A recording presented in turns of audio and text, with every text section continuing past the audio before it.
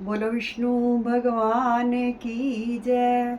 कार्तिक महात्म की जय।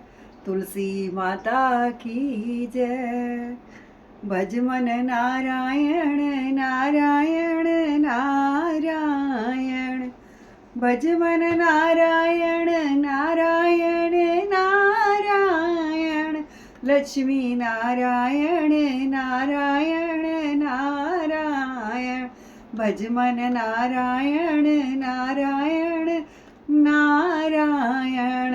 अंग संग नारायण नारायण नारायण। भज मन नारायण नारायण नारायण। बोलो विष्णु भगवान की जय। चौथा अध्याय। नारद जी बोले, ऐसा कहकर विष्णु भगवान मछली रूप धारण कर कश्यप की अंजलि में प्राप्त हुए। उस मछली पर दया करके मुनि ने उसको कमंडल में डाल लिया। जब वह उसमें ना समाई तब कुएं में डाला। कुएं से तालाब में, तालाब से समुद्र में डाली गई। तब मत्स्य रूपधारी भगवान शंखासुर को मारते हुए और अपने हाथ में दबाकर वंदरीवन को गए और वहां सब ऋषियों को बुलाकर भगवान बोले कि जल के भीतर वेद निमग्न हो गए हैं, तुम उन्हें ढूंढो और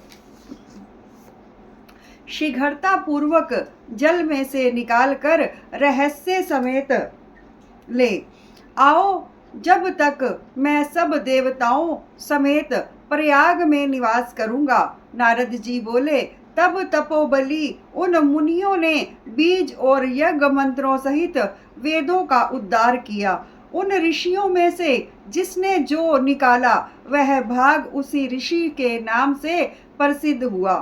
पीछे सब मुनि मिलकर प्रयागराज को गए और प्राप्त हुए वेद ब्रह्मा सहित विष्णु भगवान के अर्पण किए।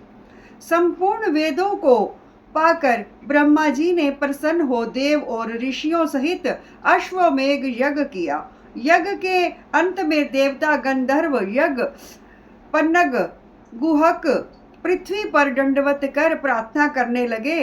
देवता बोले, हे देवाधिदेव, हमारी विज्ञप्त श्रवण करो। यह हमारी प्रसन्नता का स्थान है, इसे तुम वरदान दो। हे रमापते, इन ब्रह्मा जी ने इस स्थान में नष्ट हुए वेद फिर पाए और हमने यज्ञ के भाग प्राप्त किए। इसलिए आपके प्रसाद से यह स्थान पृथ्वी में अत्यंत श्रेष्ठ हो और पुण्य देने वाला हो, और वह महीना भी ब्रह्म हत्या आदि को दूर कर अक्षय फल देने वाला हो। श्री विष्णु बोले, हे देवताओं, जो बात तुमने कही है यही मुझे भी अभिष्ट है, सो ऐसा ही होगा। वह ब्रह्मक्षेम नाम से सबको सुलभ होगा। सूर्यवंशी राजा भगीरथ यहाँ गंगा जी को लावेंगे और इस जगह पर सूर्य की पुत्री यमुना जी का संगम होगा। जो पुरुष अपने पितृश्वरों को यहाँ श्राद्ध करेगा, उनके पितृगण मेरे स्वरूप को धारण करेंगे।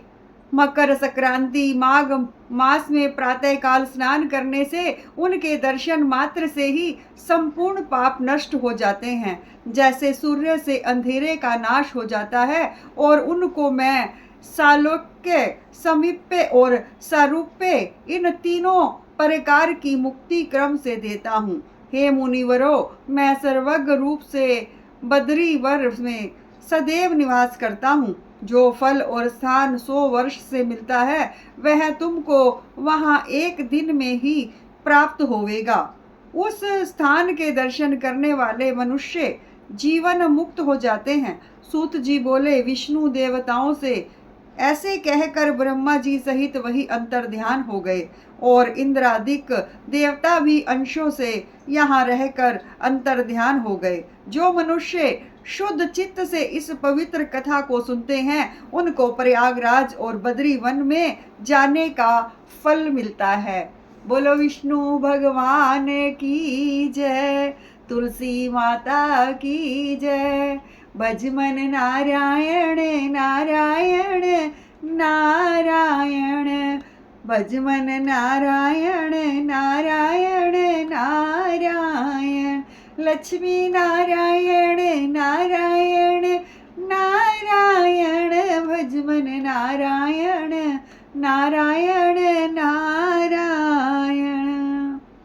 बोलो कार्तिक महात्म की जय, विष्णु भगवान की जय, तुलसी माता की जय।